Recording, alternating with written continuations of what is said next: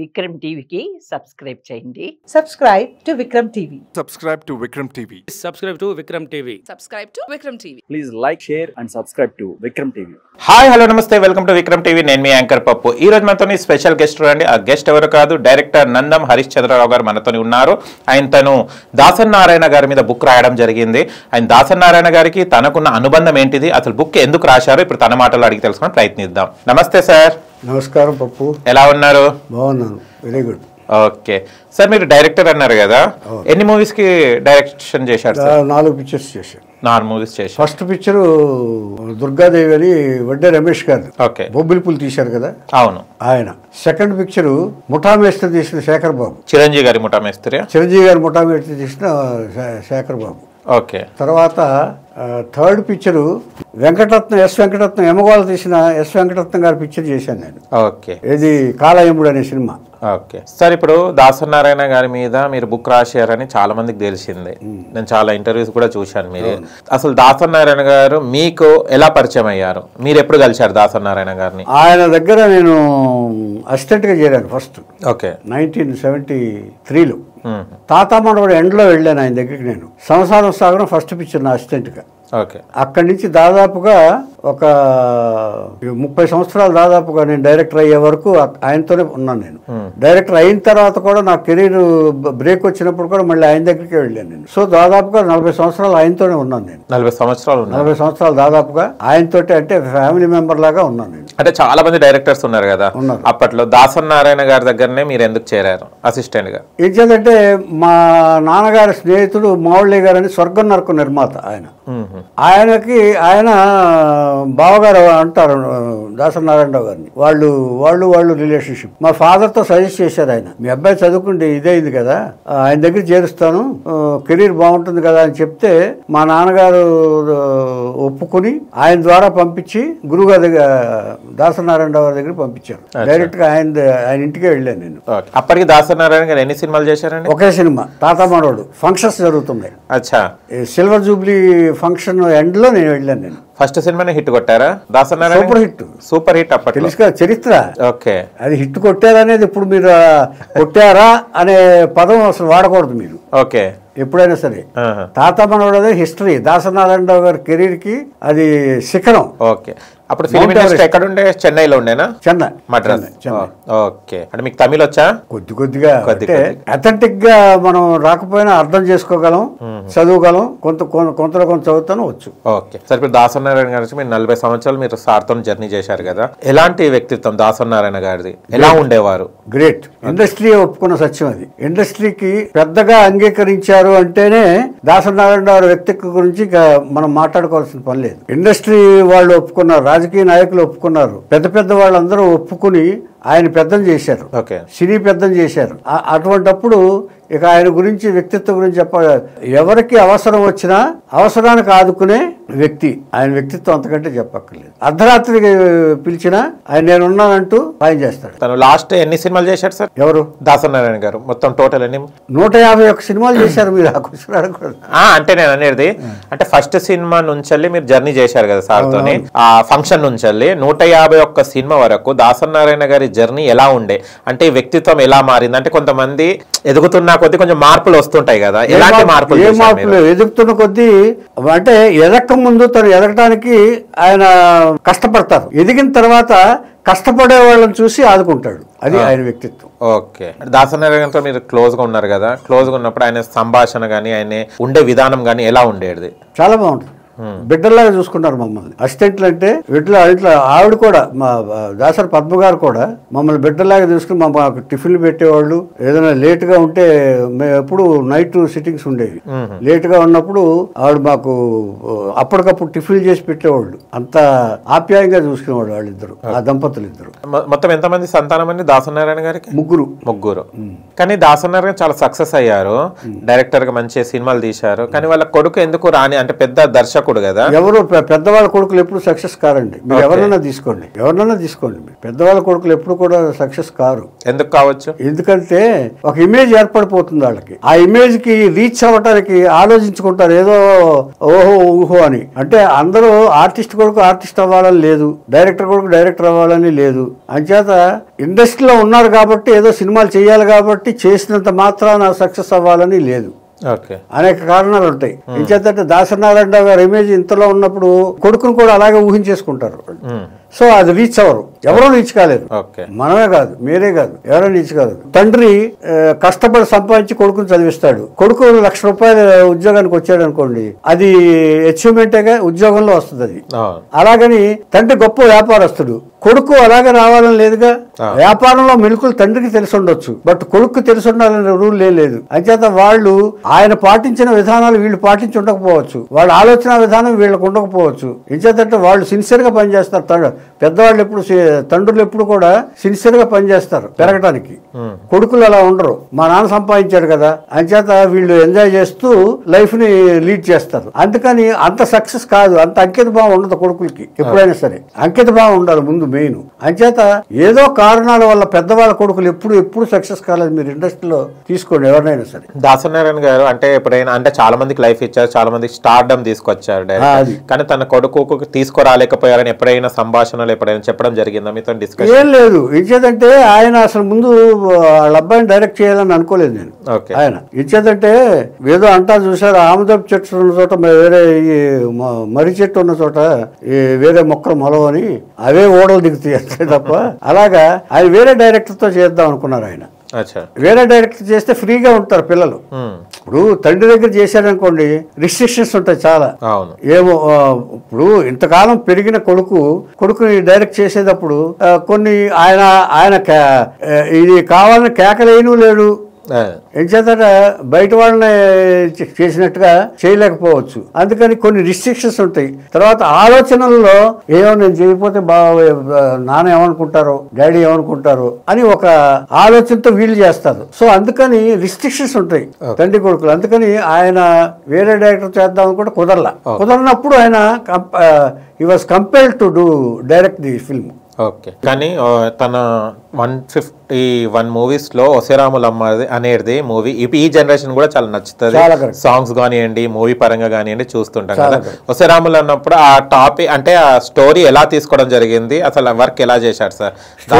లేదండి, ఇప్పుడు different genres director అనేవాడు ఒక దాంట్లోనే ఒక జోనర్ లోనే ఉండాలని రూల్ ఏం లేదు. దాసనారాయణ గారు అన్ని జోనర్స్ లో చేశారు. లవ్ చేశారు, సెంటిమెంట్ పొలిటికల్ గా చేశారు. సో అలా వెతుకుతున్నప్పుడు ఈ కథ దొరికింది. ఆయన ప్రతిదానికి ఇన్స్పైర్ అవుతాడు. ఆయన దళితులు ఎక్కువగా దళితులు ఎలాగా అణచివేయబడుతున్నారో దొరల చేత అనే పాయింట్ మీద తెలంగాణలో చాలా మంది ఉన్నారు కదా దొరలు ఎలా చూస్తారు వాళ్ళని బానిసలుగా.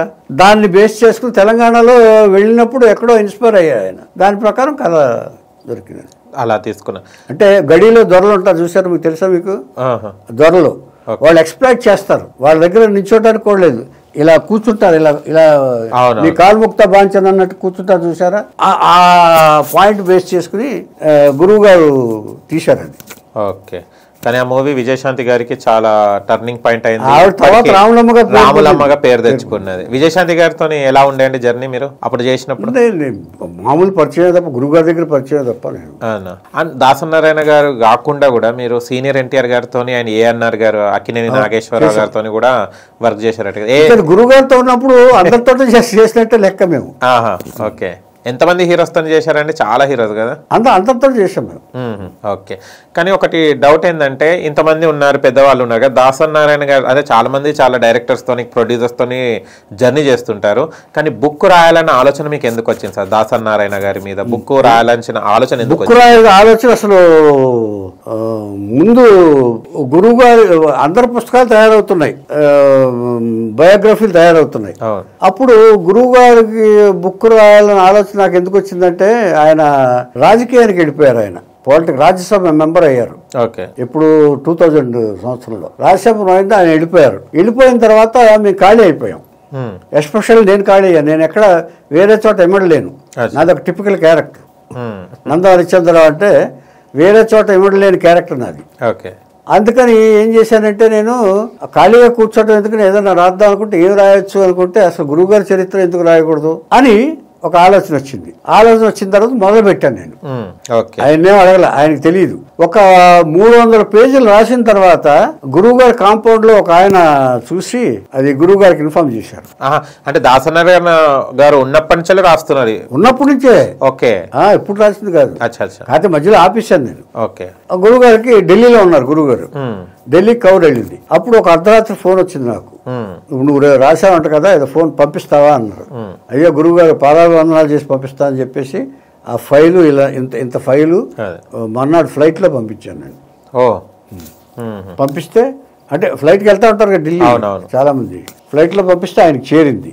చూశారు. చూసిన తర్వాత అప్పుడు పర్మిషన్ ఇచ్చారు కంటిన్యూ చేయని. ఇచ్చేదంటే అలాంటి వ్యక్తి చరిత్ర రాయాలంటే సామాన్యమైన విషయం కాదు. చాలా మంది అప్రోచ్ అయ్యారు రాద్దామని.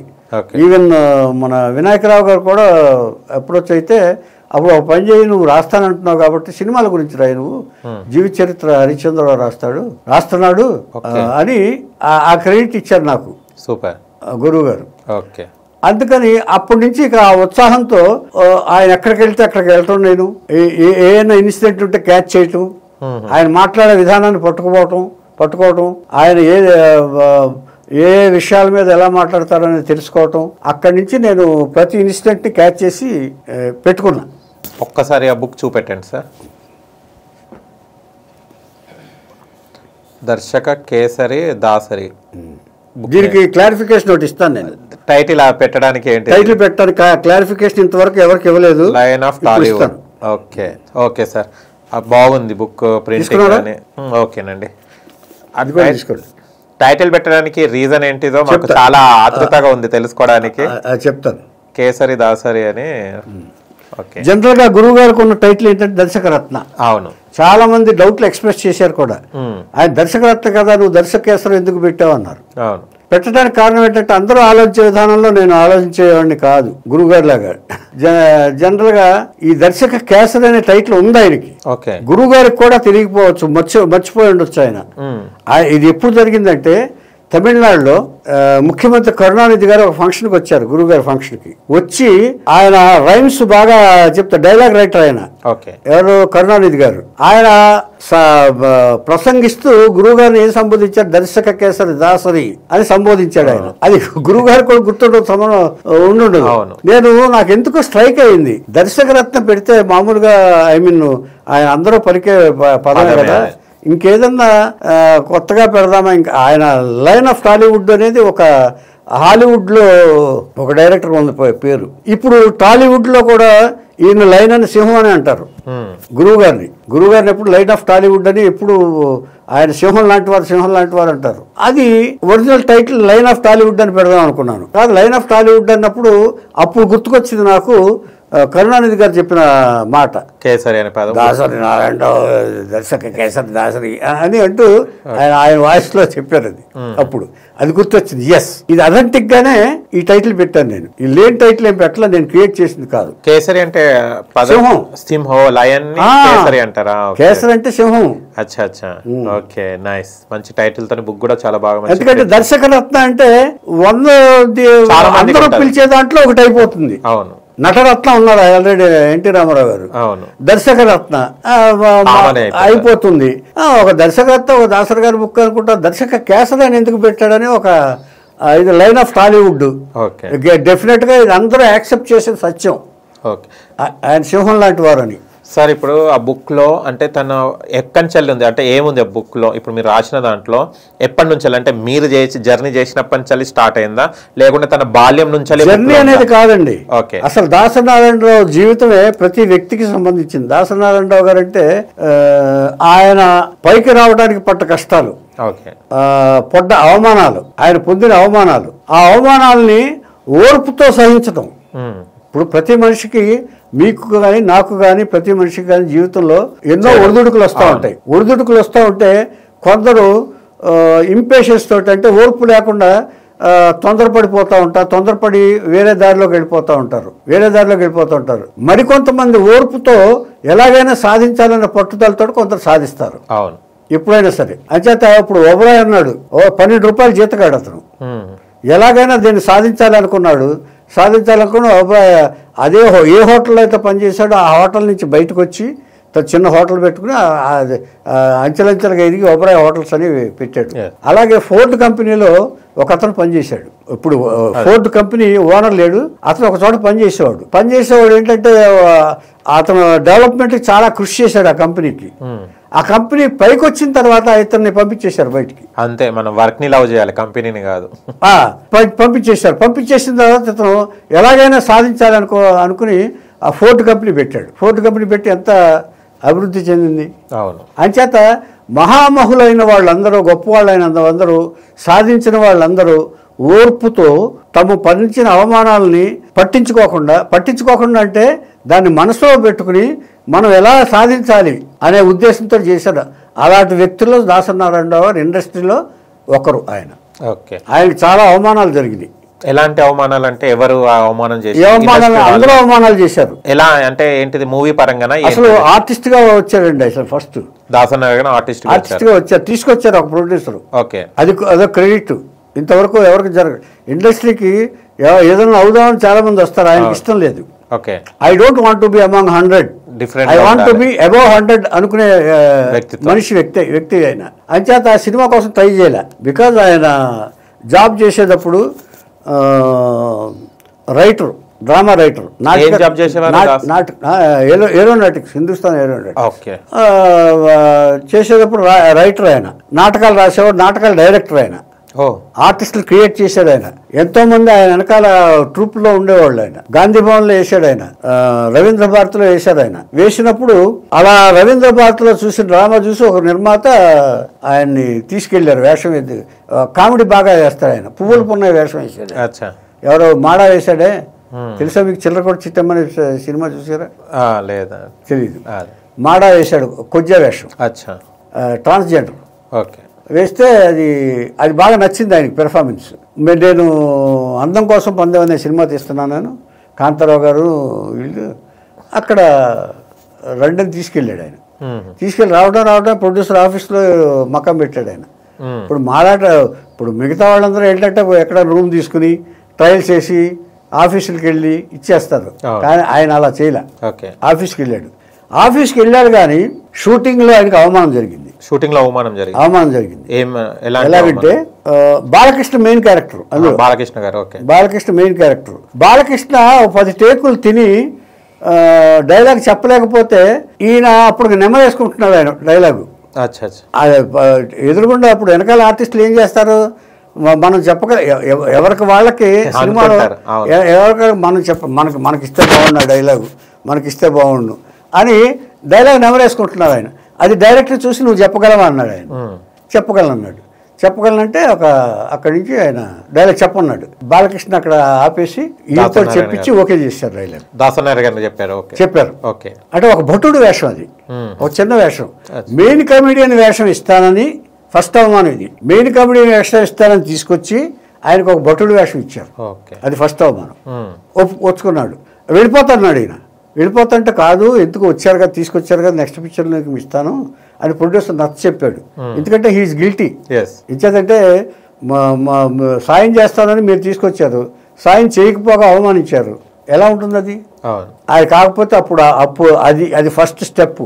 ఎవరికైనా మనం అవమానం పొందిన వెంటనే మనం ఇదే లాస్ట్ అనుకుంటే చాలా పొరపాటు, ఇదే మనకు ఆఖరి రోజు అనుకుంటే చాలా పొరపాటు. చాలా ఉంటుంది సాధించాలంటే. ఇప్పుడు ఛానల్ పెట్టారు, మీరు ఛానల్ పెట్టినప్పుడు దీన్ని పైకి తీసుకొచ్చేంత వరకు కృషి చేయాలి. శిఖరాగ్రం చేర్చే వరకు మీరు చేయాల్సిన అవసరం మీకుంది, నాకుంది. నా పనిలో నాకుంది, మీ పనిలో మీకుంది.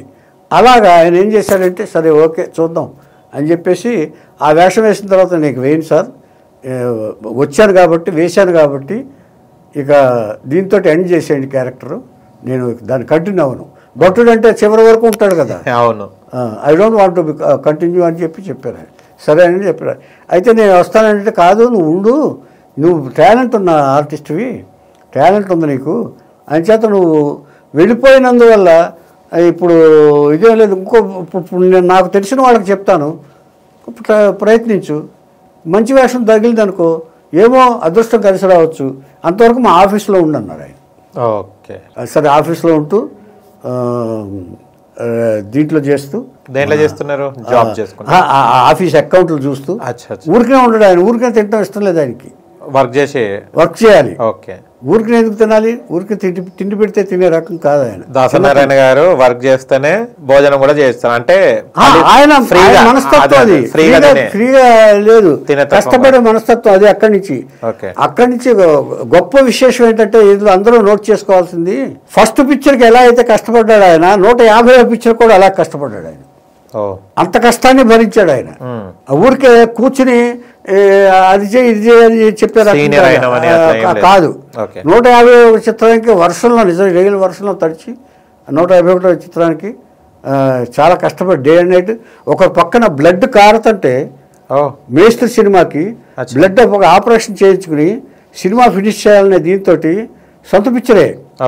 అయినా కూడా బ్లడ్ ఇక్కడ పడుతుంటే ఆ సంచి పెట్టుకుని ఆ బ్లడ్ సంచిలో పడుతుంటే కష్టపడి ఆ మేస్త్రి సినిమా చేశాడు ఆయన, ఆ చొక్కా వేసుకుని దాని మీద. అక్కడ ఏం సర్జరీ జరిగింది సార్? అప్పుడు గాల్ బ్లాడర్ ఏదో ప్రాబ్లం వచ్చింది, అది రిమూవ్ చేసేసారు. రిమూవ్ చేస్తే ఆ బ్లడ్ ఇది వస్తుందంట, అంటే డిస్టర్బెన్స్ ఆహారం తీసుకోవడానికి లేకపోతే అప్పుడు దీంతో ఆహారాన్ని పంపించారు, లిక్విడ్. అంతే, అంత హార్డ్ వర్క్ అన్నమాట, అంత పెద్ద హార్డ్ వర్క్ అంటే అదే మాకు అలవాటు పడింది, అదే అలవాటు అయింది. ఇవాళ ఎవరండి సాయంత్రం 6 అయితే 7 అయితే ఏ మందు షాప్కి వెళ్దామో దీనికి వెళ్దామని ఆలోచించే వాళ్లే తప్ప ఆయన వర్క్ హాలిక్. అర్ధరాత్రి 2 గంటల వరకు స్టోరీ డిస్కషన్ చేస్తూ ఉండేవాడు ఆయన. అంచేత ఎందుకు రాయాల్సి వచ్చిందని అడిగారు కదా, అలాంటి వ్యక్తి గురించి జనాలకి తెలిస్తే కొంతమంది అయినా 10 మంది అయినా ఇన్స్పైర్ అవుతారు కదా. అవును, కానీ చిత్రపురి కాలనీలో కూడా చూస్తే కనుక మనం వెళ్తే కనుక ఫస్ట్ స్టార్టింగ్ మనకు దాసనారాయణ గారి విగ్రహం ఉంటుంది. ఆయన పుట్టిన కార్మిక పక్షపాత ఆయన దర్శకుడు రోజున అది ఆవిష్కరించారు కదా, ఆ రోజు వెళ్ళారా మీరు? వెళ్ళలేదు. ఓకే, వెళ్ళారా? ఇప్పుడు ఈ టైంలో ఎప్పుడైనా వెళ్ళి చూసారా? నాకేం తెలీదు. ఓకే, చిత్రపురి కాలనీ కూడా సృష్టికర్త మొత్తం దాసనారాయణ గారే అని అన్నారు. సినీ పరిశ్రమలో ఉన్న వర్క్ చేసే పేద కార్మికులకు ఉండాలి ఇల్లు అన్నది. ఎప్పుడు పేద కార్మికులు ఉంటే ఆయన ముందుంటాడండి. ఓకే, ఆయన సొంత డబ్బులు కూడా ఇచ్చి కాలనీలు కట్టించిన సందర్భాలు ఉన్నాయి. ఓకే, ఆయన దీనికోసం ఎవరెవరు ఇవ్వాలని ఒక ఇంటర్వ్యూలో చెప్పాడు ఆయన. మీకు తెలుసుకోవాల్సిన విషయం ఏంటంటే, జర్నలిస్టులు అడిగారు ఆయన, ధర్మపీఠం అనే ఇంటర్వ్యూ, సతీష్ అని జర్నలిస్టు. అవును సార్, మీరు అంటే చాలా రూమర్స్ ఉండే ఆయన, మీరు ఎవరితో రాయిస్తారని, రాయిస్తారని. కానీ ఆయన సెట్ లోనే రాశాడు డైలాగులు, బొబ్బుల్పూల్ సినిమా డైలాగులని సెట్ లోనే రాశాడు ఆయన, రామారావు గారు అక్కడ కూర్చున్నాగా. కానీ కొన్ని ఉన్నాయి పాటలు కూడా, లిరిక్స్ కూడా. వేటూరి స్టేట్మెంట్ ఇచ్చాడు, వేటూరి, బాబోయ్ నేను రాలేదు, ఎందుకు మీరు నేను రాశానని అంటారు, మీరు అది గురువు గారే రాసుకున్నారు, నేను రాయలేకపోతే అని స్టేజ్ మీద చెప్పాడు ఆయన. ఇంకో విషయం సార్, ఈయన దర్శకుడు అయి ఉండి కూడా మన రాజకీయంలో కూడా రాణించారు కదా, రాజకీయంలో రావాలని ఎందుకు అనిపించింది సార్? అంటే మీరు ఎప్పుడైనా అడగడం జరిగిందా? ఎందుకు అడగడం ఎందుకు అనిపిస్తుంది? ఆవిడ కాంగ్రెస్ పార్టీ, పద్మ గారు కాంగ్రెస్ పార్టీ, ఆవిడ ముందు నుంచి కాంగ్రెస్ అభిమాని, కాంగ్రెస్ పార్టీకి అభిమాని. రాజీవ్ గాంధీ వాళ్ళందరూ, ఇందిరాగాంధీ వీళ్ళందరూ అభిమాని ఆవిడ. అంచేత ఆవిడ ద్వారా గురువు గారిని వాళ్ళు తీసుకున్నారు, పిలిచి రాజీవ్ గాంధీ ఇన్వైట్ చేశాడు. దాసనారాయణ గారి వైఫ్ పద్మ గారు చనిపోయిన తర్వాత చాలా వీక్ అయిపోయారు దాసనారాయణ గారు, ఏదో బలం కోల్పోయినట్టు. చాలా న్యాచురల్ అది, ఎవరైనా అవుతారు, మీరైనా అవుతారు. మిమ్మల్ని చూడండి ఒకసారి ఎప్పుడైనా. నేను అనేది అదే చాలా బాధపడ్డారు, చాలా కుమిలిపోయారు. ఎలా ఉండే బాండింగ్ వల్ల దాసరి పద్మ గారిది దాసనారాయణ గారి? మీరే చెప్పారు కదా కుంగిపోయారని. అదే బాండింగ్ అంటే అదే బాండింగ్. ఆవిడ లేకపోతే ఈయన ఉండలేరు కాబట్టి ఆయన కుంగిపోయారు. ఇంకేంటంటే అర్ధభాగం అంటానికి సహచరి భార్య, భర్తలో సగభాగం అంటానికి కరెక్ట్ ఉదాహరణ వాళ్ళిద్దరు. ఓకే, ఇంకో విషయం కూడా తెలిసింది ఏంటంటే, అప్పట్లో రాజశేఖర్ రెడ్డి గారికి పాదయాత్ర చేయమని కూడా సలహా ఇచ్చింది దాసనారాయణ గారు అని అన్నారు. చాలా సలహాలు ఇచ్చారు ఆయన. సోనియా గాంధీ కూడా ఇచ్చారు చాలా సలహాలు. ఓకే, ఆయన సోనియా గాంధీ కూడా ఆయన సలహాలు ఇచ్చారు కొంత, ఎలా ఉండాలి, ఎలా ఏంటి స్పీచ్ ఎలా ఉండాలనేది ఒక ఈయన ఇంపార్టెంట్ వ్యక్తి అక్కడ. ఓకే, కానీ లాస్ట్ లో ఎందుకు సార్ ఎప్పటి నుంచి ఆయనకి పొట్ట ఉంది కదా, అంటే కామన్ గా అప్పటి నుంచి స్టార్టింగ్ నుంచి ఆయనకి పొట్ట ఉంది, మేము చూసినప్పటి నుంచి అయితే పొట్టనే ఉంది కదా, ఎందుకు లాస్ట్ అంటే ఏజ్ పెరుగుతున్న కొద్ది పొట్ట తగ్గాలనే ఉద్దేశంతో లైఫ్ సెక్షన్ చేపించుకోవడం జరిగిందని విన్నాను. ఎందుకు ఇంకా పని చేయాలని అదే చెప్పేది మీకు. ఇంకా పని చేయాలి, ఆయన యాక్టివ్ గా ఉండాలి, ఇంకా నేను సినిమాలు చేయాలి అనే దీంతో, అంటే కొంచెం ఎంతైనా కొంచెం పర్సనాలిటీ ఇదయ్యేటప్పుడు కొంచెం నడుస్తుంటే ఇది వస్తుంది, ఆయాసం వస్తుంది కదా. పొట్ట ఎక్కువ ఉందనుకోండి, ఇది ఇక్కడ కొంచెం పెరిగింది, పెరిగేటప్పుడు కొంచెం ఆయాసం వస్తుంది. అది తగ్గిస్తే కొంచెం యాక్టివ్ గా పని చేయొచ్చు కదా. ఆయన ఎప్పుడు కూడా డల్ గా ఉండడానికి ఇష్టపడ్డారు ఆయన, అందుకని he wanted to be active, so that ఆయన దానికి వెళ్ళిపోయాడు. ఆయన సక్సెస్ కాలేదా సార్? ఎలాంటి ఇబ్బందులు పడ్డారంటే? చాలా ఇబ్బంది పడ్డారు. అంటే ఇబ్బంది పడటం అంటే ఇక మల్టిపుల్ డ్యామేజెస్ అయింది. కిడ్నీ, షుగరు, హార్ట్, చేసినప్పుడు హార్ట్ ఇదైపోయింది. దానివల్ల లేకుంటే ఇంకా ఉండేవాళ్ళు ఒకవేళ లైఫ్ సెక్షన్ ఇంకొక అసలు చేయించుకోకుండా ఉంటే ఇంకో 10 సంవత్సరాలు ఉండేవాడు. అదే అంటే డెస్టినేషన్ తప్పదు, మనం చెప్పలేము. దాసనారాయణ గారు ఇంట్రొడ్యూస్ చేసిన చాలా మంది ఉన్నారు యాక్టర్స్, కానీ అతి క్లోజ్ గా ఉండేవాళ్ళు ఎవరు ఉండేవాళ్ళు సార్ దాసనారాయణ గారికి? అంటే మోహన్ బాబు గారు అని అందరికి తెలుసు, ఇంకా అలాంటి నటులు ఎవరు ఉన్నారు? అందరూ ఆయన ఇంట్రొడ్యూస్ చేసిన వాళ్ళు అందరూ దాదాపు జయసుధ గారు కానీ, జయప్రద గారు కానీ, మన మురళీమోహన్ గారు కానీ, వీళ్ళందరూ క్లోజ్ గానే ఉంటారు ఆయనతోటి. ఓకే, మోహన్ బాబు గారికి అండ్ దాసనారాయణ గారికి ఉన్న అనుబంధం ఏంటి సార్? అంటే చాలా వరకు దాసనారాయణ గురువు అని చెప్తుంటారు కదా. గురువు బిడ్డ అంటాడు కూడా, గురువు గారు ఏమో బిడ్డ అంటాడు ఆయన, ఈయన గురువు గారు అంటాడు. ఎందుకంటే ఫస్ట్ స్వర్గ నరకంలో మేజర్ ఇది ఇచ్చింది ఆయనే కదా, ఒక హీరో మోహన్ బాబు. అక్కడి నుంచి ఏ సినిమాలోనే ఏదో క్యారెక్టర్ క్రియేట్ చేసి ఇచ్చారు ఆయన. మోహన్ బాబు తోటి ఎక్కువ సినిమాలు ఆయనే. అంటే ఎవరైనా వ్యక్తి కొన్నాళ్ళు టచ్లోకి వచ్చేంత వరకు, ప్రజల దృష్టిలో పడేంత వరకు టచ్లో ఉండాలి బిగినింగ్లో, ఎవరు పైకి వచ్చేంత వరకు. అందుకని అలా పైకి రావడానికి తగిన ఏర్పాట్లు, ఆయన తగిన అవకాశాలు గురువుగారు ఇచ్చారు మోహన్ బాబుకి. ప్రతి పిక్చర్లోనూ ఏదో ఒక క్యారెక్టర్ క్రియేట్ చేసి, టిపికల్ క్యారెక్టర్స్, హీరో అని కాకుండా ఏది ఇంపార్టెంట్ క్యారెక్టర్ ఉంటే అది. అలాగే మురళీమోహన్ గారిని కూడా అలాగే ఎంకరేజ్ చేశారు. ఓకే, అంటే సినీ పరిశ్రమలో అంటే దాసనారాయణ గారు వెళ్ళిపోయిన తర్వాత చాలా ఇబ్బందులు పడ్డారు సినీ ఇండస్ట్రీ కూడా. ఏ చిన్న చిన్న గొడవలు వచ్చినా కూడా, ఏ చిన్న సమస్యలు వచ్చినా కూడా పరిష్కరించుకోలేకపోతే, ఏ గొడవ వచ్చినా దాసనారాయణ గారిని తలుచుకునే వ్యక్తి లేడంటే అతిశయోక్తి కాదు. ఎంచేతంటే ఆయన ఉంటే, ఇప్పుడు నిన్నగాక మొన్న మోహన్ బాబు గారి ఇష్యూస్ వచ్చినాయి, గురువు గారు ఉంటే ఇంతవరకు వచ్చేది కాదు. అక్కడనే కూర్చోబెట్టి అందరిని కూర్చోబెట్టి, ఆయన పెద్ద, అందరూ గౌరవించే వ్యక్తి. ఒక గౌరవించే వ్యక్తి ఉన్నప్పుడు వాళ్ళ ఇంట్లో ప్రాబ్లమ్స్ ఎప్పుడు కూడా ఇలా వచ్చే కావు. కూర్చోబెట్టి కొడుకుల్ని ఆయన్ని కూర్చోబెట్టేసి మీరు ఇలా చేయండి, మీరు ఇలా చేయండి చెప్పేసాడు, అయిపోయేది. ఆయన ఇలాగా నిర్మాతలకి చేశారు ఆయన, ఫైనాన్సర్కి నిర్మాతలకు గొడవలు వస్తే సెటిల్ చేశారు ఆయన. సో ఇండస్ట్రీకి ఏది కావాల్సి వచ్చినా ఆయన చేయడానికి అర్ధరాత్రి రెడీగా ఉండేవారు ఆయన. ఒక్కోసారి కొన్ని ఫైనాన్షియల్ సంతకాలు కూడా పెట్టి ఇరుక్కున్నాడు ఆయన. నిర్మాతలకి సినిమాలు బయటపడేయాలని ఫైనాన్సర్ కి సంతకాలు పెట్టి హామీ ఉండి, వాళ్ళు లేకపోతే నేను ఇస్తానని చెప్పి ఒప్పుకుని వాళ్ళ చేత అడిగించుకుని మళ్ళీ సార్ మీరు ఇస్తానన్నారు కదా అని చెప్పి అప్పుడు ఈ చెక్కులు రాసిన సందర్భాలు చాలా ఉన్నాయి. అందుకనే ఇండస్ట్రీ పెద్దగా పెర్ఫెక్ట్ మనిషి Dasanarayanarao garu, none other than only Dasanarayanarao. Okay, Dasanarayana garu మధ్యలో ఏదో సంథింగ్ లాస్ వచ్చింది, ఏదో సంథింగ్ డౌన్ ఫాల్ అయ్యారని చెప్పారు ఆర్థిక పరంగా. డౌన్ ఫాల్స్ అనేది ఎప్పుడు ఉన్నాయండి ఆయనకి, ఎప్పుడు కూడా డబ్బుల కోసం చూసుకోలే. ఆయన సంపాదించిన డబ్బుల్లో ఎవరు సంపాదించలేదండి. ఎందుకంటే ఆయన ఎప్పుడు కూడా ఎంత సంపాదించాడో అంత ఖర్చు పెట్టేస్తాడు ఆయన. ప్రాపర్టీస్ కోసం చూసుకోవాలి ఆయన. అసలు ప్రాపర్టీస్ అంటే ఇదివరకు పద్మ గారు కొన్నారు తప్ప ప్రాపర్టీస్, గురువు గారికి ప్రాపర్టీస్ అనేది ఉండేది కాదు అసలు. ఆ సెన్సే లేదు ఆయనకి. ఇప్పుడు ఏమన్నా ఆస్తులు ఉన్నాయంటే పద్మగారే. ఆయన పద్మగారు కొన్నాయి, డబ్బులు ఆయన ఇచ్చినా పద్మగారు కొన్నాయి. ఆయనకి ఆస్తి సెన్స్ లేదు. ఎంతసేపు నేను పెద్ద డైరెక్టర్ కావాలి, మంచి డైరెక్టర్, మంచి సినిమాలు తీయాలి అనే జాస్ తప్ప ప్రాపర్. చాలా మందికి వచ్చిన తర్వాత ముందు సెటిల్ అయిపోదాం, ఇంతెందుకండి ఎవరైనా సినిమాలు తీస్తే ముందు వాళ్ళు ఇల్లు సర్దేసుకుంటారు ముందు ఫైనాన్స్ తీసుకుని. తెలుసా మీకు? ఈయన అలా కాదు, ఈయన ఎదురు వెళ్ళి తనకున్న డబ్బులు ఆస్తులు తాకట్టు పెట్టి మరి సినిమా తీసి. సినిమాలు తీశాడు ఆయన. ఓకే. మరి ఎవరు అంటే ఒక విధంగా అందుకనే ఆయన బోళాశంకర్లు కూడా అన్నారు మీరు చాలా మంది, మీకు తెలుసో తెలీదు, అదే ఆయనకు టైటిల్ ఉంది బోళాశంకరుడు.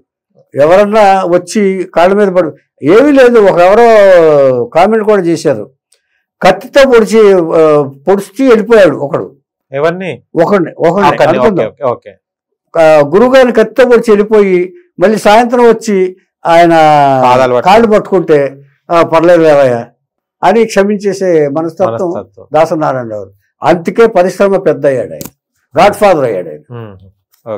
ఎందుకంటే తండ్రి స్థానంలో ఉన్నవాడు ఎప్పుడు కూడా క్షమాగుణం ఉండాలి. అది అందుకనే, లేకపోతే ఇప్పుడు ఒక సమస్యను పరిష్కరించలేని వాడు పెద్ద ఎలా అవుతాడు ఆయన? దాసనారాయణ గారు భోజనం పట్ల ఎలా ఉండేవాళ్ళు? అంటే భోజనం ప్రియుడా? భోజన ప్రియుడు. ఓకే. భోజన ప్రియుడు. ఆయన భోజన ప్రియుడే కాకుండా ఆయన వెంట 10 మంది లేకుండా ఎప్పుడు తినేవాడు కదా. ఓకే. ఆయన ఇంట్లో ఎప్పుడు కూడా రోజుకు 50 మంది తింటారు. ఆయన డబ్బులు లేనప్పుడు కూడా ఆయన అప్పులు చేసి మరి భోజనాలు తెప్పించి పెట్టిన ఘనత వ్యక్తి దాసనారాయణ గారు.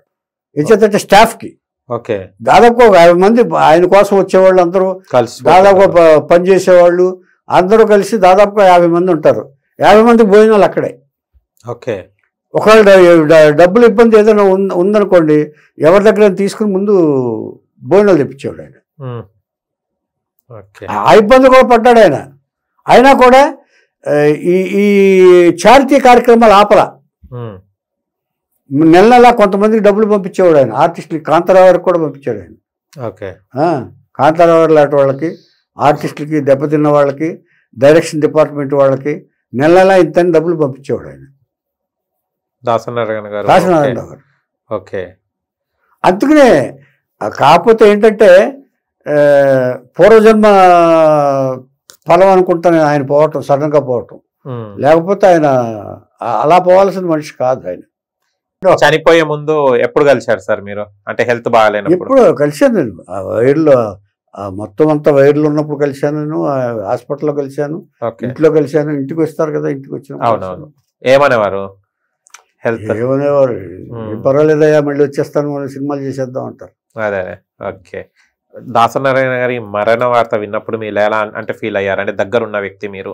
ఏముంది, షాక్. ఆధారం లేదు, ఆధారం పోయిందన్న. అంటే మాకు పెద్ద దిక్కండి. ఏదైనా సమస్య వస్తే అర్ధరాత్రి అయినా కూడా ఆయన దగ్గరికి వెళ్ళి చెప్పుకునే స్వతంత్రం మాకు ఆయన దగ్గరే ఉండేది. ఓకే. ఇంకొకళ్ళు ఎవరు దానికి సరిపోరు. ఐఎమ్ సారీ టు సే, ఎవరు సరిపోరు. ఆయన ఒక్కడే అర్ధరాత్రి వెళ్ళినా రియాక్ట్ అయ్యి ఇమ్మీడియట్గా, ఒకవేళ మినిస్టర్కి ఫోన్ చేయాలనుకోండి 1 గంటకు ఫోన్ చేసే సందర్భాలు ఉన్నాయి. ఏదన్నా అవసరం వస్తే అర్ధరాత్రి 1 గంటకి దాసనారాయణ గారు వాళ్ళు ఫోన్ లిఫ్ట్ చేస్తారు. ఓకే. ఇంకొకళ్ళు అయితే ఎవరైనా చేయగలరా? అవును. నాలాంటికి 12-1 గంటకు కూడా చేసే సందర్భాలు కొన్ని విషయాలు ఉన్నాయి. ఏదైనా ఎవరికైనా ఉద్యోగం కావాలనుకోండి అలా చేస్తాడు. ఓకే. పొలిటికల్ రంగంలో సక్సెస్ అయినట్టేనండి sir? Political is unfit. Okay. ఎందుకు అన్ఫిట్ గా ఉన్నారు? అంటే లౌకిక కావాలి, అబద్ధాలు చెప్పాలి, వీడికి అది రాదు. Political unfit, complete unfit. Okay. రాజకీయాలకు పనికిరాడు ఈయన. నిజంగా నిష్కర్షగా మాట్లాడేవాడు, నిజాయితీగా మాట్లాడేవాడు, నిర్మోహమాటంగా మాట్లాడేవాడు ఎప్పుడు కూడా రాజకీయాలకు పనికిరాడు. ఇది జగమెరిగి సత్యం, మన ఏం చెప్పేది కాదు, జగమెరిగి సత్యమే. ఏ ఎండకు ఆ గొడుగు పట్టి, ఏ వ్యక్తి దగ్గర ఆ మాటలు మాట్లాడి, ఏ వ్యక్తితో ఎలా ఉంటే బాగుంటుందని ఆ వ్యక్తితో అలా మెలిగి ఆ అండరయ్యి చేసేవాడు రాజకీయాల్లో షైన్ అవుతాడు ఎప్పుడైనా. కానీ దాసనారాయణ గారు కుటుంబ సభ్యులతో హ్యాపీగా ఉండేవారా సార్? చాలా హ్యాపీ. అంటే హ్యాపీగా ఉండేవారంటే వాళ్ళకి ఏం లోటు? అంటే అన్ని ఉన్నా కూడా మనశ్శాంతి అనేది ఉండాలి, మన వాళ్ళు అనేది. మనశ్శాంతి అంటే పిల్లల విషయంలో కొంత ఇబ్బంది పడ్డాడు ఆయన.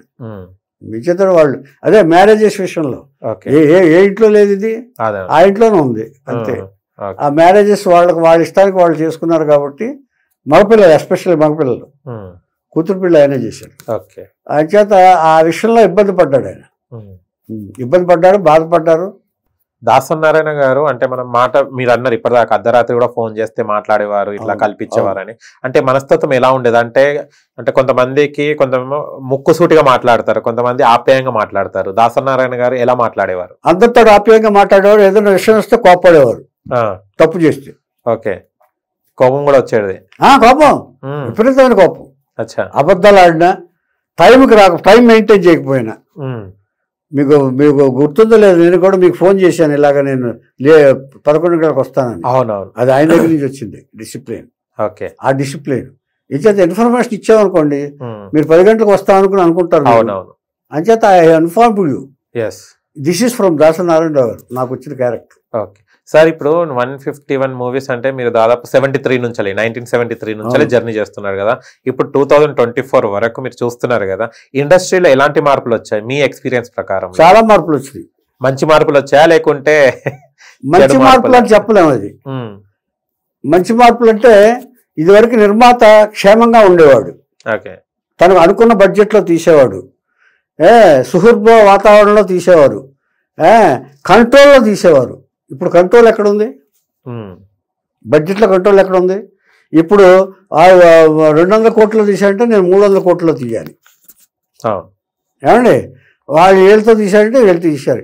ఇప్పుడు 5-6 ఇప్పుడు జోజం అంటే హైటెక్ జోజం అయిపోయింది సినిమా అనేది నా పరిపాటు.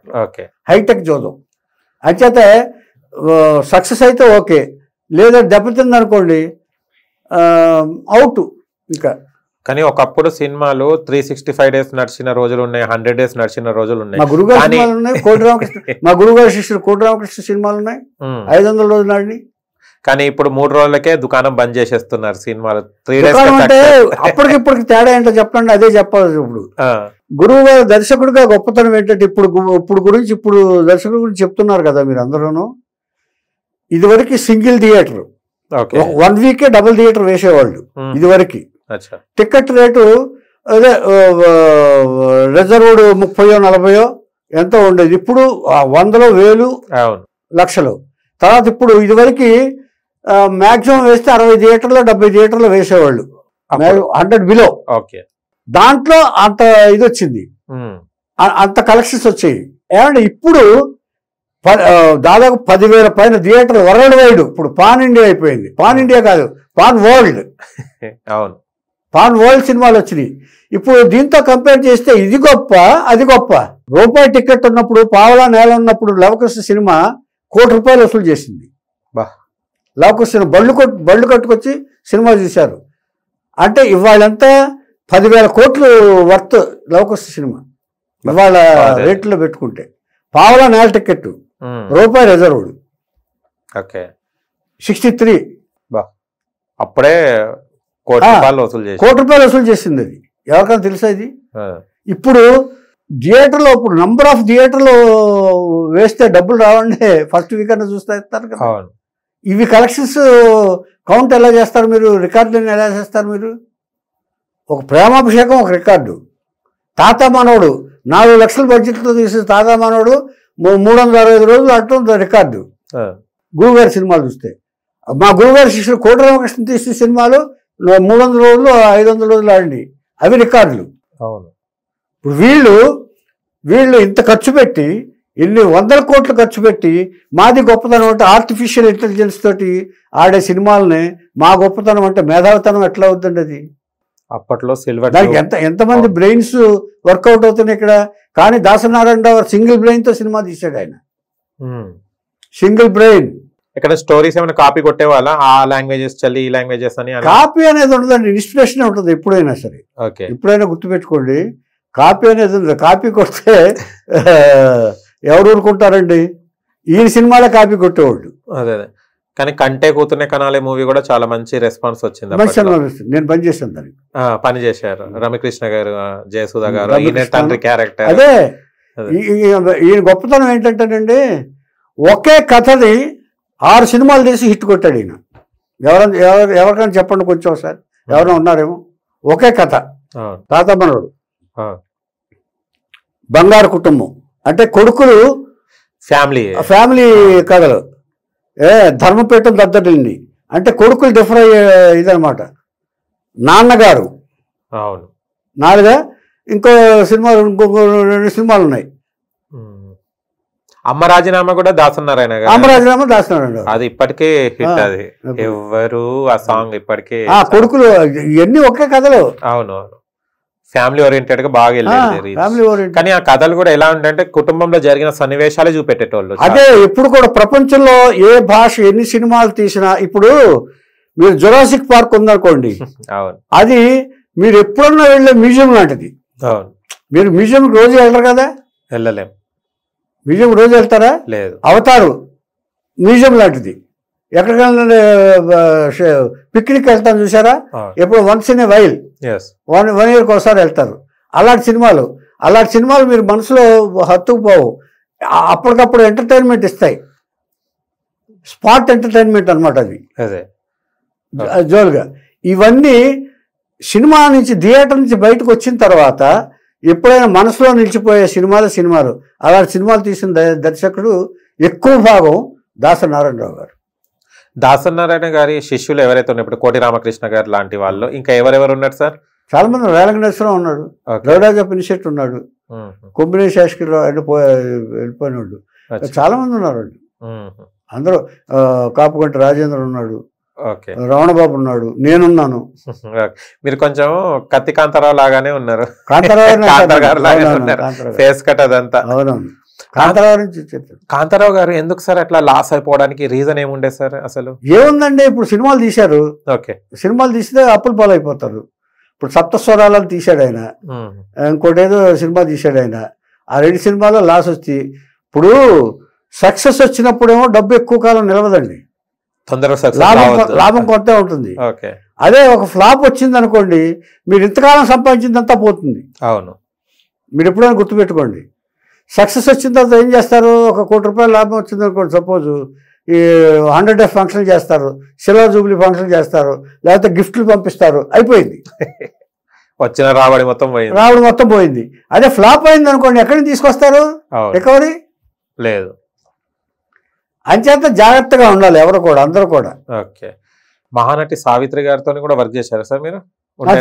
ఓకే. ఎలా ఉండేవాళ్ళు సావిత్రి గారి వర్కింగ్? గ్రేట్.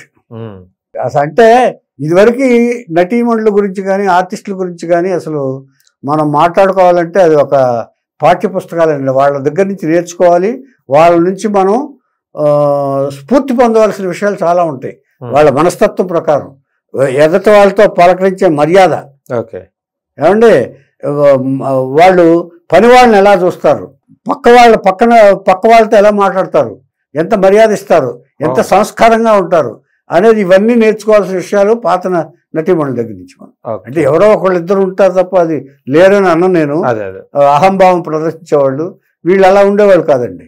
కానీ సావిత్రి గారు వెండి పళ్ళాలలో టీ కూడా గ్లాసెస్ కూడా సిల్వర్ లోనే తాగేవారు, చాలా ఖరీదుగా ఉండేవారు, మంచిగా లగ్జరీగా ఉండేవారు కదా. ఒకటేసారి డౌన్ ఫాల్ ఎందుకు అవుతారు సార్? అంటే చాలా ఇన్ని కోట్లు సంపాదించిన తర్వాత అంతే.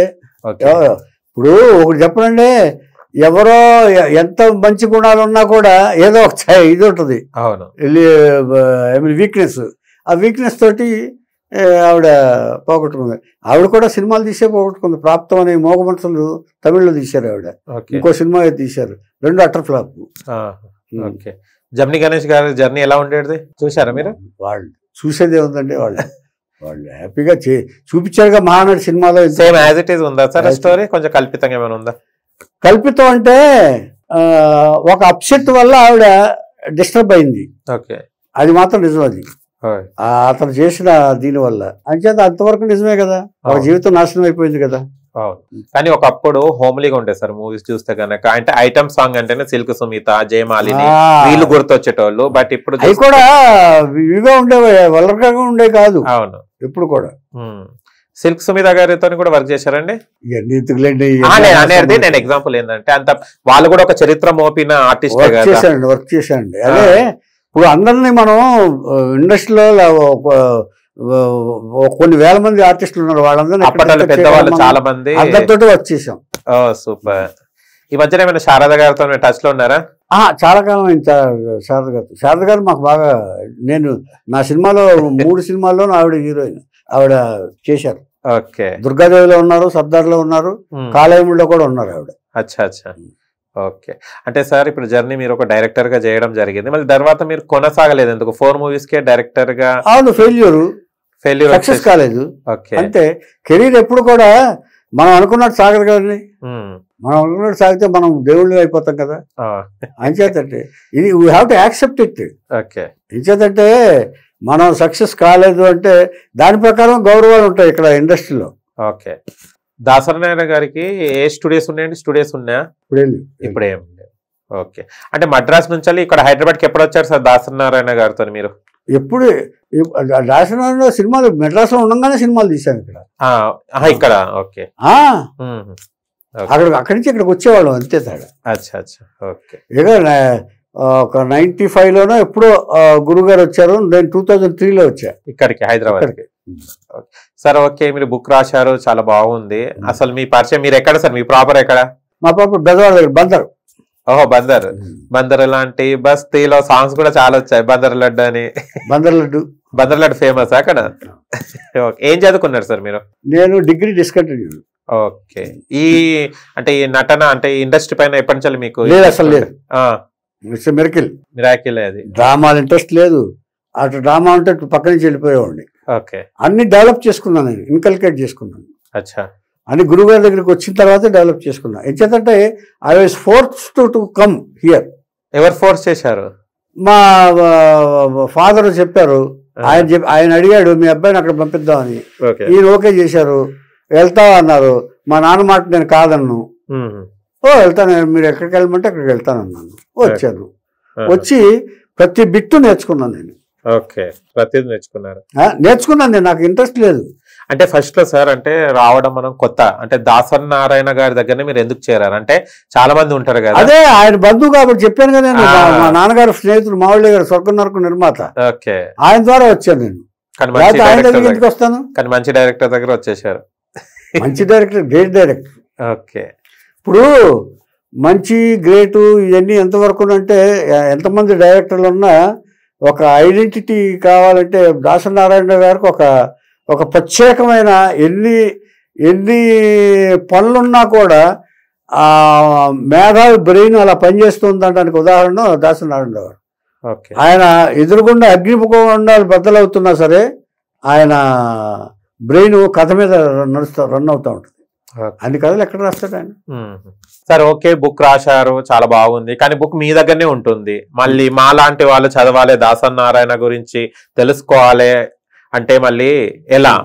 దీనికి జరిగిన కారణం ఏంటంటే నేను పుస్తకం రాసేటప్పుడు ఆర్థికంగా నేను ఐఎమ్ నాట్ వెల్.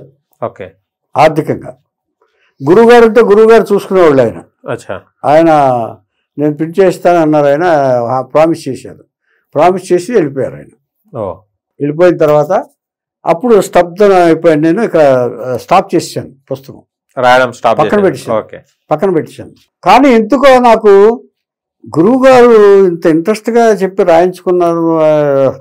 ఆయన ఎంకరేజ్ చేసి నన్ను రాయించారే, నేను ఎందుకు ఆపాలి ఇది అని కొంతమందికి ఫోన్ చేశా. పేర్లొద్దు, ఇండస్ట్రీ వాళ్ళు, ఆయన వల్ల ఆదరణ పొందిన వాళ్ళకి, ఆయన ఇంట్రడ్యూస్ చేసిన వాళ్ళకి ఫోన్ చేస్తామన్నారు. చేస్తామని టైం వచ్చేటప్పటికి ఎస్కేప్ అయ్యారు. ఈ బుక్కి ఫైనాన్షియల్ అడుగుతాం కదా మనం. బుక్ ప్రింట్ చేస్తాం, లక్షలు అయితే అప్పుడు అయిన వాళ్ళు రాలేదు, ఆదరించిన వాళ్ళు రాలేదు. అప్పుడు ఏంటి? అప్పుడు నాకు కోపం వచ్చింది. అంటే ఆయన ఇంతమందికి ఆయన ఉన్నప్పుడు గురువు గారు పొగిడేస్తారు. కానీ ఈ ఇష్యూ వచ్చేటప్పుడు, ఒక విషయం వచ్చేటప్పుడు ఆయన లేనప్పుడు ఒక్కరు కూడా రాలేదు. అంటే వాళ్ళు కూడా రాలే, ఆయన వాళ్ళు కూడా రాలే. విషయం ఏంటంటే అది రాలేదు. అంచేత నేను ఎందుకు ఊరుకోవాలి? నాకు మొట్టమొదటి నుంచి పట్టుదల ఎక్కువ, గురువుగారి లాగా పట్టుదల ఎక్కువ. ఏదన్నా అనుకున్నా అంటే చేసే వరకు వదిలిపెట్టడం. ఫెయిల్ అవ్వు, ప్రయత్నం ఉండకూడదు అనేది నా సిద్ధాంతం. You can fail but never leave to try అన్నాడు. అందుకని ఆ లూజ్ అయినా సరే నేను సక్సెస్ అవ్వాలనే కోరుకుంటాను నేను. అందుకని ఏం చేశానంటే నేను నా సోర్సెస్ అన్ని తీసేసి ఎవరిని అడగల, ₹1 అడగల. నేనే వన్ మ్యాన్ షో చేసి DTPకి వెళ్ళి ఫోటోలు సేకరించి, ఫోటోలు కూడా ఇవ్వాల. ఫోటోలు దాచిపెట్టుకున్నా. గురువు గారికి ఆల్బమ్స్ ఇచ్చాను నేను, 3 ఆల్బమ్స్, దాదాపుగా 1500 ఫోటోలు. అవి తిరిగి వాళ్ళ నాకు ప్రింట్ చేస్తానంటే సరే. అక్కడి నుంచి మళ్ళీ ఫోటోలు వెతుక్కుని ఎక్కడెక్కడెక్కడో వెతుక్కుని ఎవరెవరో చేసుకుని నేనే తిరిగి ఒంటరిగా వెళ్ళి డీటీపీ చేయించుకుని మళ్ళీ వచ్చి తప్పులుంటే మళ్ళీ ఒక డీటీపీ చేసింది ఫెయిల్ అయిపోయింది, అది పనికిరాల. స్పెల్లింగ్ మిస్టేక్ మళ్ళీ చేయించి 2-3 సార్లు చేయించిన తర్వాత కరెక్ట్ చేసుకుని అప్పుడు ఒక్కనే, నేను ఎవరి సాయం కూడా అడగల. అంటే నాకు ఒక ఈగో ఉండేది, ఇప్పుడు ఎవరిని అడగకూడదని. ఎవరిని అడిగితే కొంచెం లోకుగా మాట్లాడతారేమో అందుకని. అంచేత ఎవరు ఆయన ఓహో నా వాళ్ళు ఇంత వాళ్ళు అంత వాళ్ళు అని చెప్పుకున్న వాళ్ళు కూడా నాకు సాయం చేయలే. కానీ ఈ ప్రకారం చూస్తే అంటే మనిషి ఉన్నంత వరకే ఇది గ్రహించాలి, ఇదే జీవితం, అదే పుస్తకం. ఇప్పుడు మనిషి పోయేదాకా కూడా కాదండి, ఇప్పుడు మనిషి పక్కకు జరిగిపోయాడంటే కథ వాళ్ళ గురించి ఎందుకు ఆయన పోయిన తర్వాత రాలేదు కదా చాలా మంది, ఆయన వల్ల సహాయం పొందిన వాళ్ళు ఎవరు రాలేదు కదా. ఏదో కారణాలు చెప్తారు, మేము ఎక్కడలేమని చెప్తారు. ఎక్కడున్నా కూడా ఆయన కోసం రావాలి కదా, రాలేదు. అదే కానీ ఒకటి సార్ విన్నాం, మేము యూట్యూబ్ లోనే చూసాము. అంటే చిత్తి కాల్చినప్పుడు దాసనారాయణ గారిది చెయ్యి అనేది బయటికే ఉంది, కాలేదని విన్నాం. మీరు కూడా ఒక వీడియో చూడొచ్చు, ఆ వీడియో. అదే కాదు కానీ అది చేశారుగా, ఏదైనా చిన్న ఇది ఇలా పెట్టుకున్నారులేండి. అది నిన్న నా వేళ ఏదో ఇట్లా చూపెట్టారు ఏదో సంథింగ్ అని విన్నాము. అది అలెగ్జాండర్ కాదు చెప్పుకుంటారు మీకు. అలెగ్జాండర్ ఏం చేశాడంటే పాతి పెట్టిన తర్వాత చెయ్యి పెట్టి ఖాళీ హాత్తో వెళ్ళాలి బాబు మనం తీసుకెళ్ళలేదు. అలెగ్జాండర్ ఏం చెప్పాడంటే, ఒకడు అడిగాడంట భారతీయ సాధు, నువ్వు ఇంత సాధించావు, ఏది పట్టుకుపోతున్నావు నువ్వు, ఇప్పుడు పోయావు చనిపోయే ముందు ఏం పట్టుకుపోతున్నావు అంటే, అప్పుడు ఏమన్నాడంటే అతను, నిన్ను పాతి పెట్టినప్పుడు చెయ్యి పైకి పెట్టి అంటే మనం వెళ్ళేటప్పుడు ఖాళీ చేతులతో వెళ్ళిపోతామని చెప్పడానికి ఇదిలాగా సింబల్ లాగా ఆయన పెట్టడానికి చచ్చిపోయాడంట. ఓకే, అంచేత ఒకటండి, గౌరవం ఉన్న వాళ్ళందరూ వచ్చారు, గౌరవం లేని వాళ్ళందరూ మర్చిపోయిన వాళ్ళందరూ ఏదో వంకలు చెప్పి పోయిన తర్వాత ఆయన చూస్తాడా ఏంటి, ఎవరు అవసరం ఉంది. అంచేత ఈ పుస్తకంలో నేను పొందుపరిచిన విషయాలు అదే జీవితం ఎలా ఉండాలి, అసలు ప్రతి మనిషి అవమానాలు పడ్డప్పుడు ఎలా ఉండాలి, దాన్ని సాధించుకోవడానికి ఎంత ఓర్పుతో ప్రయత్నించి ఫలించకపోతే మళ్ళీ ఏం చేయాలి, ఇవన్నీ జీవితానికి సంబంధించినవి రాశాను నేను. ఎందుకంటే ఇన్ఫర్మేషన్ ఇవ్వటం అనేది వేరు. బయోగ్రఫీ అంటే ఇన్ఫర్మేషన్ ఇస్తారు, ఆయన ఫలానా సినిమాలు చేశాడు, ఈయన ఫలానా ఇచ్చేశాడు, అది కాదు నేను రాసింది. కొన్ని పురాణాలను కూడా ఉల్లంఘించాను నేను. పురాణాల్లో రామాయణం కానీ భారతాలు కానీ ఇవన్నీ నేను తీసుకుని ఏం చేశానంటే, దీనికి ప్రమాణం కావాలి కదా, పుస్తకానికి ప్రమాణం కావాలి కదా. అందుకని ఆ ప్రమాణాలని అసలు యుగధర్మంతో స్టార్ట్ చేశాను నేను. ఈ 4 యుగాలకి ధర్మాలు ఏమిటి, కలియుగంలో సింగిల్ పాదం ధర్మం, అవన్నీ రాశాను నేను. ఓకే సార్, మళ్ళీ ఇంటర్వ్యూస్ చాలా ఇచ్చారు కదా మీరు. అంటే ఈ బుక్ రాసిన తర్వాత వాళ్ళ కుటుంబ సభ్యులు మీకు అప్రోచ్ కావడం కానివ్వండి, అభినందనలు చేయడం, అసలు రాయమని చెప్పింది ఫస్ట్ ఆళ్లే, తర్వాత వెనక్కి వెళ్ళింది ఆళ్లే. అంటే దాసనారాయణ గారు ఉన్నంత వరకు ఓకే అన్నారు. పిలిచారు, నేను ఊళ్ళో ఉంటే పిలిచారు. వాళ్ళు ఏమన్నారంటే, ఇంకో 2 రాశారండి పుస్తకాలు, వాళ్ళు రాశారు కదా, ఇంక ఇది ఎందుకన్నా, అది వేరు ఇది వేరు, అసలు తెలియలే. ఇది జీవిత చరిత్ర, అది సినిమాల చరిత్ర. ఓకే, ఇప్పుడు ఏం సపోర్ట్ లేదు, సపోర్ట్ లేదు సార్. ఓకే, ఇంకోటి దాసనారాయణ గారి మీద అవార్డ్స్ కూడా ఇస్తున్నారు. ప్రతి దాసనారాయణ గారి బర్త్డే కా లేకుంటే డైరెక్షన్ డే రోజా, డైరెక్టర్ ఇస్తున్నారు, అవును ఇస్తున్నారు. ఓకే, మీరు ఎప్పుడైనా వెళ్ళారా? మాసే కదా యూనియన్, మా యూనియన్, మీ యూనియన్ లోనే ఇస్తుంటారు. May 4th అవును డైరెక్టర్స్ డే కింద అనౌన్స్ చేశారు అప్పుడు. అదే అప్పటి నుంచి ప్రతి సంవత్సరం ఇచ్చేస్తారు. మీరు దాంట్లో పాల్గొంటున్నారు. Okay, thank you sir, thank you so much. And కానీ ఫస్ట్ ఆఫ్ ఆల్ ఆ బుక్ కొనాలంటే మళ్ళీ ఏం చేయాలి కావాలంటే, దర్శక కేసరి దాసరి రిటర్న్ బై మీ, నా నంబరు 9848384469. ఓకే, 9848384469. నేను కారణాంతరాల వల్ల ఎక్కువ బుక్ షాపులకి పంపించలేకపోయాను, ఆవిష్కరణ సభ చేయలేకపోయాను. కొన్ని కారణాంతరాల వల్ల.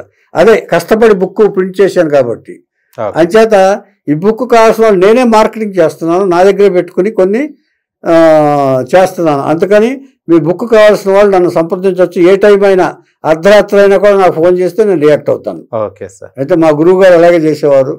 అంచేత పుస్తకం కావాల్సిన వాళ్ళు please contact me. Nanda Harishchandra Rao 9848384469.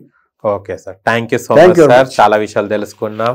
And మీ దాసనారాయణ గారి మీద ఉన్న అభిమానంతో మీరు బుక్ రాయడం జరిగింది. అభిమానం ఖచ్చితంగా అభిమానం, ఖచ్చితంగా అభిమానం. ఎంచేతంటేనండి ఇప్పుడు చాలా మంది మాటల్లో చెప్తారు సార్. అవునవును. ఆయన అంటే నాకు చాలా గౌరవం. గురువు గారు అంటే ఇప్పుడు నేను పుస్తకాలు కొంతమంది పంపించిన వాళ్ళు కొన్నవాళ్ళు, సార్ మీరు ఇంత శ్రమ తీసుకుని ఇంత తీసుకుని చదివిన తర్వాత దాంట్లో రాశాను నేను ఎన్ని కష్టాలు పడ్డాను. ఫస్ట్ పేజీలు నేను ఎందుకు రాశానని చెప్పి హెడ్డింగ్ పెట్టి నేను ఎన్ని కష్టాలు పడ్డానో చేశాను.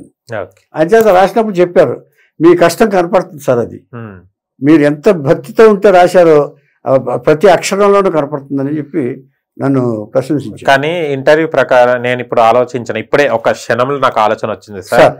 మీరు ఏదైతే ఉన్నారో అంటే దాసనారాయణ గారి మీద ఇప్పుడు బుక్ రాశారు కదా, నేను దీని మీద యూట్యూబ్ లో షార్ట్స్ చేయాలని అనుకుంటున్నా మీ పర్మిషన్ తోని. తప్పకుండా. అంటే దాని మీద అంటే కొందరికి చదువు రాదు, కొంతమంది తెలుసుకోవాలని ఉంటుంది, కొంతమంది టైం ఉండదు, కానీ వీడియోస్ అనేది చాలా మంది చూస్తుంటారు. మీ పర్మిషన్ మీద నేను ఇంటర్వ్యూ ద్వారా నేను ఆ పర్మిషన్ ఇచ్చారు కరెక్టే, కానీ చేయాలి అంటే నేను చేస్తానని అంటున్నాను. దాసనారాయణ పాత్రతోని నేను అందరినీ తెలియజేయాలని అనుకుంటున్నాను. ఓకేనా sir? Thank you so much. Thank you so much sir. Dasanarayana గారి దగ్గర వర్క్ చేసిన ఇవాళ డిఫరెంట్ గా ఇంటర్వ్యూ చేశారు నన్ను.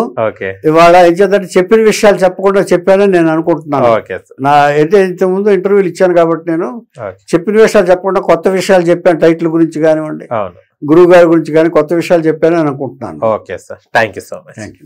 చూశారు కదా ఫ్రెండ్స్, మీకు గనక మా వీడియోని లైక్ చేయండి, షేర్ చేయండి, కామెంట్ చేయండి, సబ్స్క్రైబ్ ఛానల్ గంట టంగ్ ను కొట్టండి. నేను మీ యాంకర్ పప్పు. Bye bye.